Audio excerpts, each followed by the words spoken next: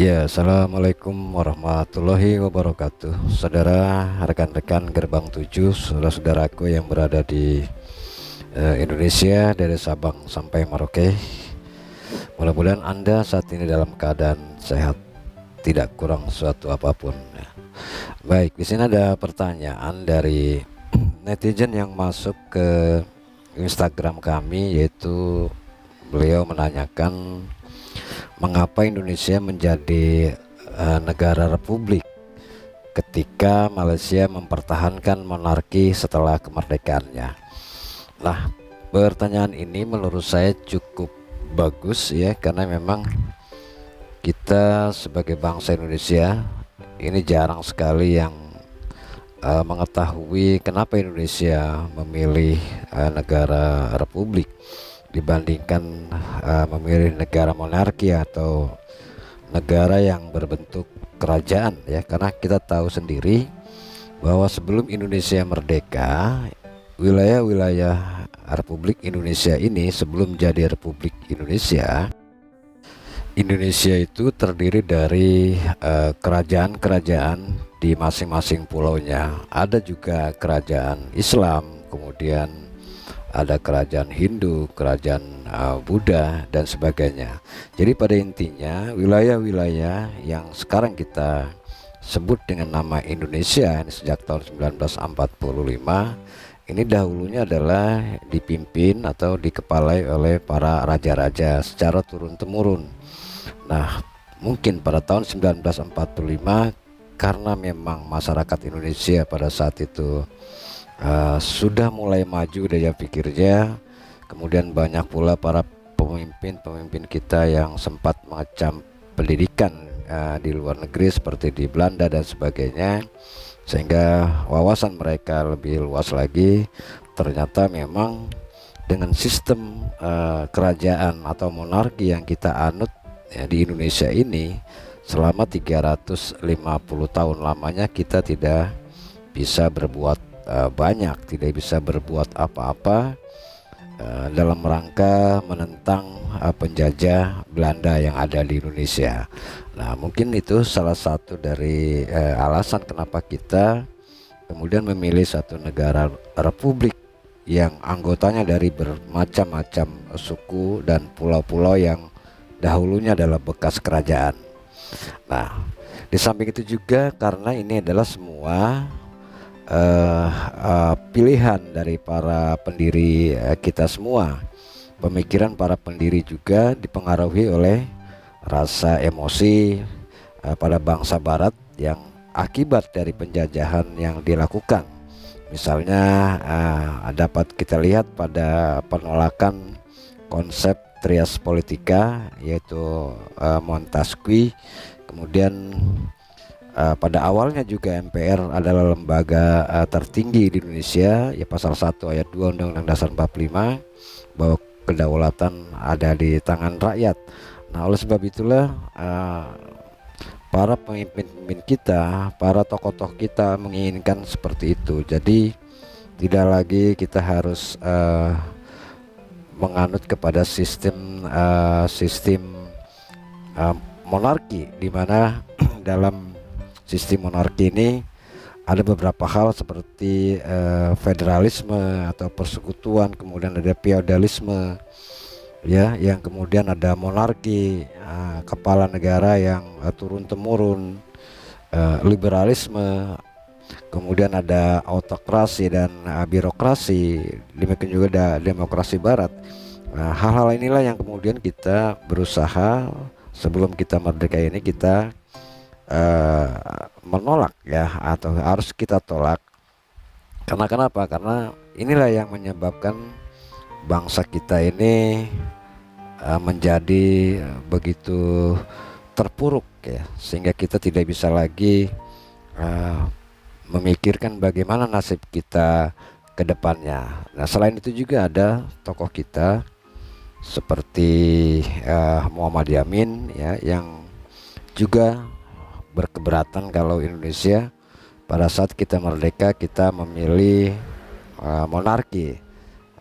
Dari Muhammad Yamin ini yang pertama kita dapat simpulkan bahwa Kalau kita memilih sebagai negara monarki, maka yang pertama tidak ada kepastian, ya, tidak ada kepastian bahwa keturunan raja-raja di dalam monarki itu kuat memerintah negara dari keturunan-keturunannya. Jadi tidak pula tentunya menjamin bahwa akan melahirkan raja-raja atau kepala negara, ya, seorang pemimpin yang kuat dan sempurna untuk berkuasa. Karena emang Indonesia dari bermacam pulau-pulau, ya. Jadi malah mungkin seorang raja kan bisa mengkoordinir dari ribuan pulau yang ada di Indonesia. Nah, kemudian juga monarki ini tentunya akan mendatangkan istilah dinasti, ya, baik yang baru atau yang dipilih dari dinasti-dinasti yang ada. Dan mencari dinasti baru adalah menolak datangnya Indonesia merdeka. Jadi seperti juga Malaysia, mereka itu kan kecil, cuma ada beberapa negara bagian yang dipimpin oleh raja-raja monarki, yang kemudian dari hasil pemilihan raja-raja itu kemudian diangkat menjadi yang di Pertuan Agung hanya sebagai simbol, ya. Kemudian yang memerintah berdasarkan susunan pemerintahan yang ada di Malaysia itu diangkatlah seorang perdana menteri. Nah, oleh sebab itulah di Indonesia tidak bisa diterapkan hal-hal seperti itu, ya, apalagi dengan tradisi 350 tahun ini telah berakhir. Monarki yang menjadi kenangan dan tradisi sekarang tidak dapat dihubungkan dengan tradisi monarki dahulu, sehingga era sekarang adalah keputusan kita untuk menyatakan sebagai negara republik, ya, tidak tergantung pada yang lampau-lampau. Nah, jadi itulah yang merupakan salah satu alasan kenapa Indonesia, meskipun daerahnya terdiri dari kerajaan-kerajaan, kemudian kita memilih sebagai negara republik, secara otomatis memang keturunan-keturunan raja yang ada di Indonesia ini terputus setelah kita memilih menjadi suatu negara republik yang dikepalai oleh kepala negara, tidak lagi oleh seorang raja yang dipilih dari berbagai macam pulau. Itulah yang sampai saat ini Indonesia tetap kokoh berdiri. Nah, kemudian mengapa, pertanyaan kedua, Malaysia masih mempertahankan monarki? Nah, di sini perlu kita jelaskan juga bahwa karena sistem yang digunakan adalah monarki konstitusional dan mayoritas rakyat tidak ingin mengganti sistem, ya, karena mereka nyaman dengan subsidi yang diberikan oleh pemerintah. Jadi padahal Malaysia merdeka itu tahun 1957 dan tahun 1963, di mana beliau juga tentunya tahu bahwa Indonesia itu terdiri dari kerajaan-kerajaan. Tapi begitu tahun 1945, rakyat Indonesia ini sudah tidak menghendaki lagi adanya sistem-sistem monarki seperti itu. Tapi kenapa kok Malaysia masih tetap memakai sistem lama? Nah, itulah salah satu sebabnya adalah rakyatnya masih menginginkan adanya status monarki seperti yang saya sebutkan tadi. Juga Malaysia merupakan sebuah monarki konstitusional, ya. Raja-raja Malaysia ini biasanya hanya berperan sebagai simbol atau kepala negara simbolis saja, seperti yang di Pertuan Agung yang dipilih dari berbagai macam raja-raja yang ada di Malaysia. Itu dipilih berdasarkan, ya, urutan waktu, ya. Sedangkan yang menjadi kepala pemerintahan di Malaysia itu adalah seorang perdana menteri yang juga dipilih dari partai-partai atau koalisi mayoritas yang ada di parlemennya.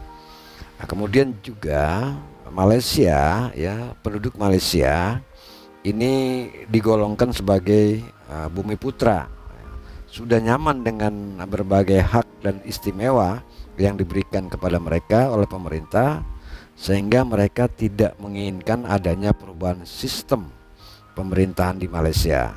Sementara etnis minoritas itu Tionghoa dan India yang ditambah juga dengan Bangladesh ini tidak memiliki cukup suara untuk bisa mengganti status politik di Malaysia. Jadi ya, karena mereka merdekanya juga memang tidak melalui perjuangan-perjuangan seperti apa yang dialami oleh masyarakat Indonesia.